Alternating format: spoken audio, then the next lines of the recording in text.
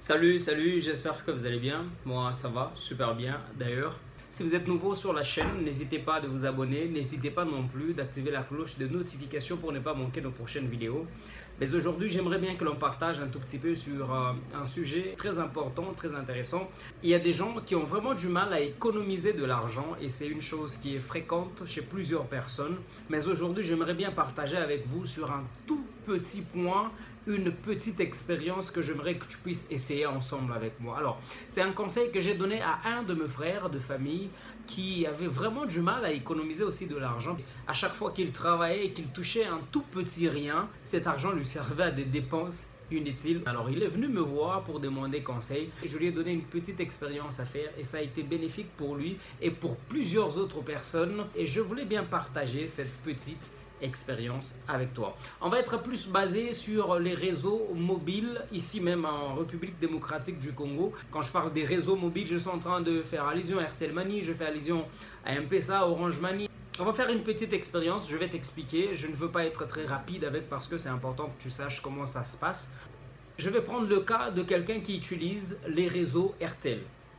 Alors avec Airtel, il y a ce que nous appelons Airtel Money, ce sont des comptes qui ont été programmés juste pour aider certaines personnes à recevoir et à envoyer de l'argent. Le transfert devient plus facile. Imagine, tu ouvres un nouveau compte Airtel Money. Ok? C'est ton téléphone, c'est ton numéro et c'est ton compte, n'est-ce pas? Mais dans ton entourage, essaie de choisir quelqu'un de confiance à qui tu vas confier la création de ton mot de passe. Parce qu'avec Airtel Money, quand tu as de l'argent, il suffit d'avoir un code ou un PIN pour retirer de l'argent. Mais pour faire un dépôt, ça ne demande pas un code, ça ne demande pas un PIN. Alors, tu trouves quelqu'un de confiance, soit dans ton entourage, soit un ami, soit un frère, soit une soeur, je ne sais pas moi trop, votre chéri peut-être.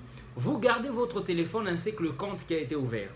Parce que ça doit vous permettre quand même à faire des dépôts. Et à chaque fois que vous faites un dépôt, on vous montre le solde qu'il y a dans votre compte. Mais le mot de passe, rassurez-vous que la personne qui va composer lors de la création puisse garder ce mot de passe secret et que même vous, vous ne soyez pas au courant de ce mot de passe ou de ce PIN. Ça paraît moindre et amusant, mais c'est très important. Et ça se passe très bien. Hein? Plusieurs personnes ont essayé, ça marche très bien.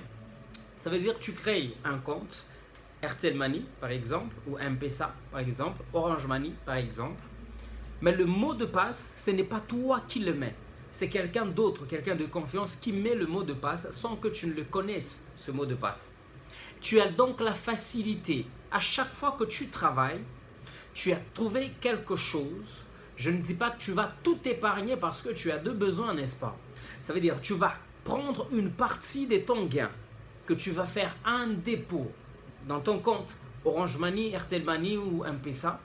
Tu fais un dépôt, on va te montrer le solde qu'il y aura, mais tu n'es pas en connaissance du mot de passe. Avec la personne qui a créé ton mot de passe, vous vous entendez seulement.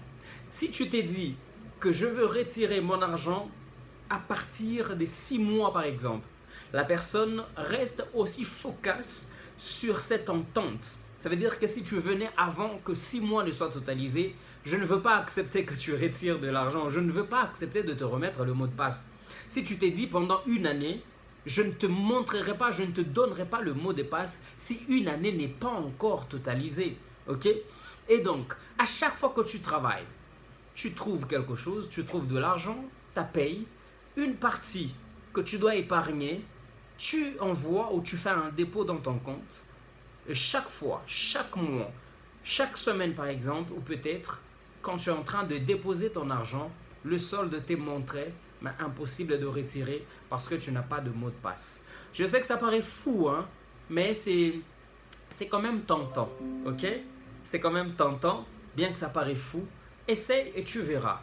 Mais il faudrait quand même que tu sois aussi fort parce que je connais d'autres personnes qui ont essayé. Ils ont eu à se disputer entre eux parce que le propriétaire voulait à tout prix avoir de l'argent avant le délai et puis ça créait des problèmes. Mais quand vous voulez épargner de l'argent, Ça dit qu'il faudrait avoir aussi un grand cœur. Quand vous mettez, vous faites semblant, comme si vous n'avez pas d'argent. Ça veut dire que quand il y a d'autres problèmes, essayez de régler le problème avec l'argent que vous avez, ce que vous gardez, n'est-ce pas? Alors, vous allez essayer cette petite stratégie et vous allez m'en donner de nouvelles. Je vous laisse sur cette note. Je vais revenir très prochainement avec une nouvelle vidéo.